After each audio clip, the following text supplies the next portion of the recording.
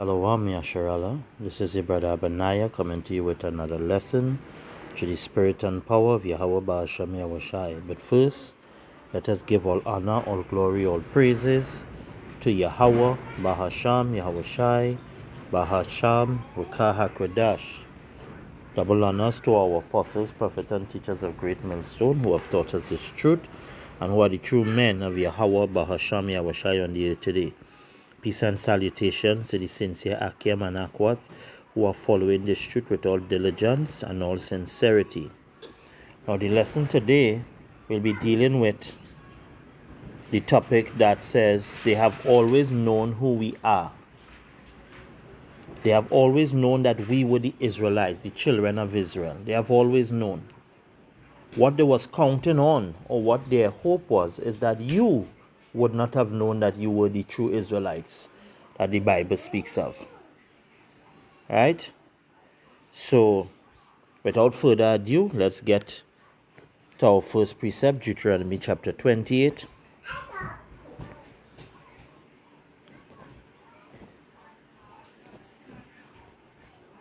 Deuteronomy chapter 28. And I want us to deal with verse 64.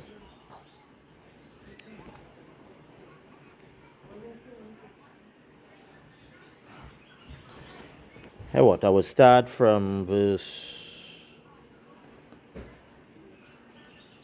63, and it reads, "And it shall come to pass that as Yahweh rejoiced over you to do you good and to multiply you, so Yahweh will rejoice over you to destroy you and to bring you to naught.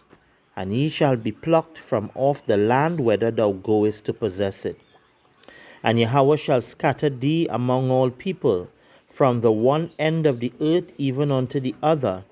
And there thou shalt serve other gods, which neither thou nor thy fathers have known, even wood and stone. And among these nations shalt thou find no ease, neither shall the sole of thy foot have rest. For Yahweh shall give thee there a trembling heart, and failing of eyes, and sorrow of mind." So per the curses, and Yahweh B'Hashem Yahushua is scattering us into all nations, it was done so because the Heavenly Father knew that this is what the nations were going to do, that they were going to hide our identity from us. There is part of the curses that we forget who we are. Right? And these nations that we have been scattered among, because of the various captivities we have been under, we adopted their cultures, their system of worship. We started to serve gods and follow after doctrines and philosophies that were never our own. We were even called after these lands.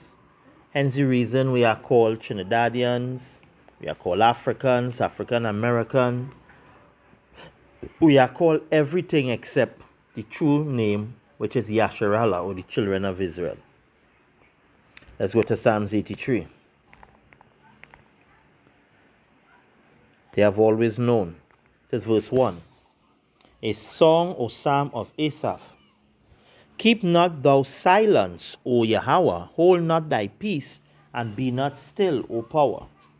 For lo, thine enemies make a tumult, and they that hate thee have lifted up the head. So the heathens have no love for Yahweh Ba'Hashem Yahushai. And we as his sons, do you think they would have love for us? Of course they're not going to have love for us. Verse 3.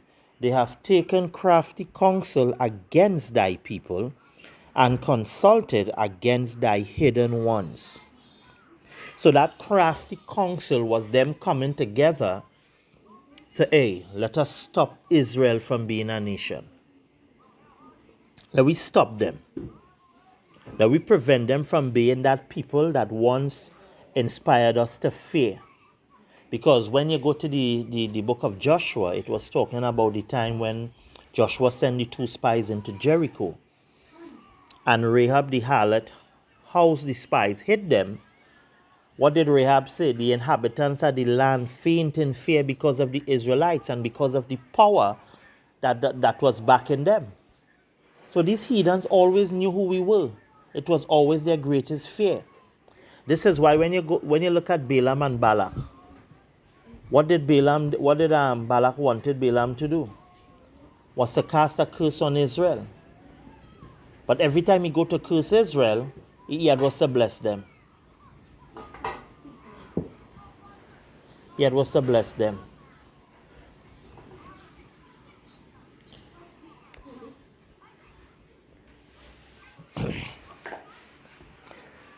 They devised a plan to get the children of Israel to sin against their power. And by sinning against their power,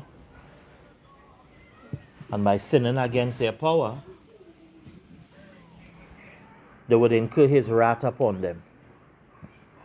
You know, crafty counsel, getting them to eat food sacrificed to idols and to engage in adulteries and many detestable sins that would incur the wrath of Yahweh Ba'ashem Yahushai upon them. Verse 4, they have said, come and let us cut them off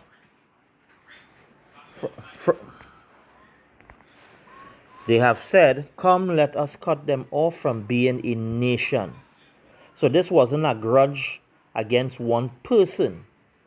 It was entire nations and cultures having a grudge, a deep-seated hatred against the children of Israel. Come, let us cut them off from being a nation, that the name of Israel may be no more in remembrance. We all saw that movie 300 and what Xerxes told King Leonidas, if he doesn't surrender, that he was going to wipe the knowledge and the memory of Sparta from the history books, from the pages of history. Every scholar would have had his eyes put out and his tongue cut out of the head. They would not have been able to write anything or to pass on any knowledge pertaining to who the Spartans are. And if you're going to history, carefully research, the Spartans were Israelites. So call them the Lacedaemonians. I'm probably wrong with the pronunciation, but the Spartans were Israelites. And that was the threat he issued. And it's the same thing took place with Esau Edom when he was in confederacy with the other nations. Because again, according to the topic of the lesson, they know who we are. They know with Yahweh Ba'ashem Yahushai on our side, we are unstoppable. There is no force, their gods have no power, and tremble in the face of Yahweh Ba'ashem Yahushai. This is why the Heavenly Father was known back then as Al-Shadia, which means terrible demon-like power. Because all the nations heard how he delivered Israel with a mighty hand from the house of bondage. It says, they have said, come let us cut them off from being a nation, that the name of Israel may be no more in remembrance. So this is why when you look at the iconoclasm and the history books, this is why they don't want us talking about it. For they have consulted together with one consent. They are confederate against thee. They form a union. These nations who we once ruled over, who were once in tribute to us, they coming together, led by Esau Edom, and concocting a plan, a scheme, whatever you want to call it, to hide or keep the remembrance of the children of Israel from off the face of the earth. It says the tabernacles of Edom and the Ishmaelites of Moab and the Hagarenes, Gebal and Ammon and Amalek, the Philistines with the inhabitants of Tyre. Asher also is joined with them. They have holpen the children of Lot. So that perpetual hatred and that deep-seated fear that these nations had against us,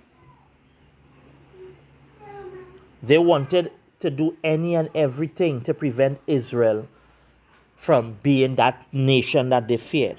And they realized that military might was not the way to go to be able to overcome the children of Israel, but rather to get them to engage in the sins and the abominable practices that their power does not want them engaging in.